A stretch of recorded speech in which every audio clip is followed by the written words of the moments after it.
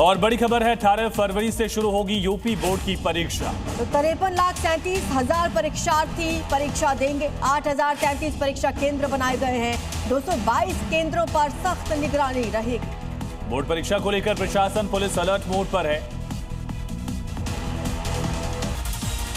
और बड़ी खबर है, लोकसभा में निशिकांत दुबे ने मुद्दा उठाया, राहुल की सदस्यता रद्द करने की मांग की है। उन्होंने कहा कि राहुल गांधी अर्बन नक्सल जैसे व्यवहार करते हैं, संवैधानिक संस्थाओं पर आरोप लगाते हैं राहुल गांधी, ये भी उन्होंने कहा। सब्सटेंशियल मोशन राहुल गांधी के खिलाफ उनका प्रस्ताव सामने आया, लोकसभा स्पीकर को फैसला लेना।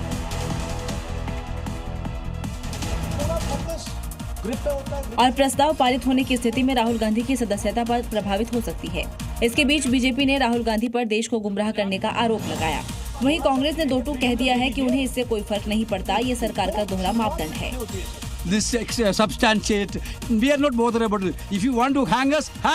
जहां राहुल गांधी पर अब बीजेपी ने नए सिरे से सियासी हमला शुरू कर दिया है, दूसरी तरफ कांग्रेस ने भी इसके लिए तैयारी कर ली है।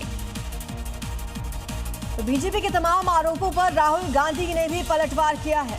एफआईआर दर्ज हो या प्रस्ताव लेकर आए, मैं किसानों के लिए लड़ता रहूंगा। ट्रेड डील किसानों की रोजी रोटी छीन रही है, एक बड़ा आरोप राहुल गांधी का।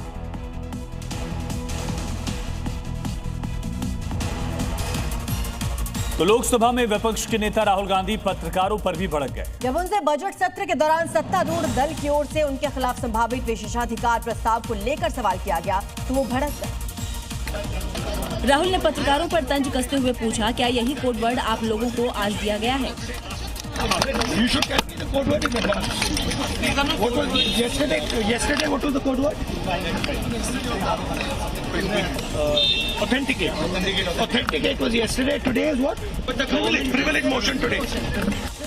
राहुल गांधी ने मीडिया पर पक्षपात का आरोप लगाते हुए तीखा हमला बोला। उन्होंने पत्रकारों को ईमानदारी से काम करने की नसीहत दी, तो इस मुद्दे पर सरकार ने उनको घेर लिया। संसदीय कार्य मंत्री किरेन रिजिजू ने जमकर वार किया।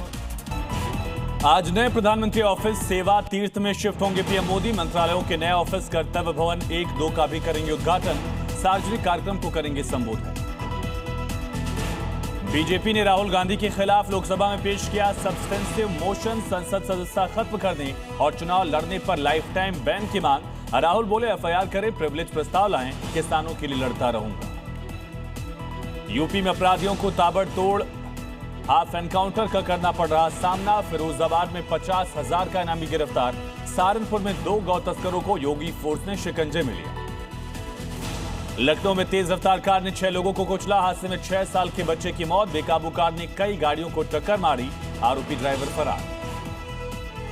यूपी के नोएडा में खुले नाले में फिसल कर गिरी कार। हादसे के वक्त गाड़ी में सवार नहीं था ड्राइवर। मौके पर मौजूद लोगों की मदद से कार को बाहर निकाला गया। कुछ दिन पहले गड्ढे में कार गिरने से सॉफ्टवेयर इंजीनियर युवराज की हुई थी मौत। दिल्ली लाल किला ब्लास्ट मामले में गिरफ्तार आरोपी डॉक्टर शाहीन, मुजम्मिल, आदिल अहमद, जसीर बिलाल, यासिर अहमद और मुफ्ती इरफान की आज पटियाला हाउस कोर्ट में पेशी। खत्म हो रही है न्यायिक हिरासत। राष्ट्रीय राजमार्ग शुल्क नियम 2008 में संशोधन। आंशिक रूप से चालू नेशनल एक्सप्रेसवे पर टोल दरों में कटौती। नहीं देना होगा सामान्य नेशनल हाईवे की तुलना में 25% अधिक वसूला जाने वाला शुल्क। 15 फरवरी से लागू होगा नया नियम।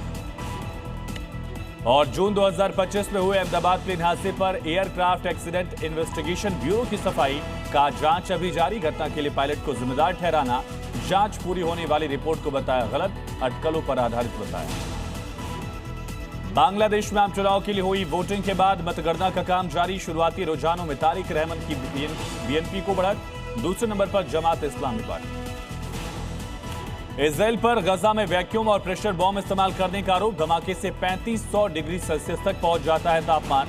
मीडिया रिपोर्ट में दावा, हमले में मारे गए कई लोगों के शव नहीं मिले।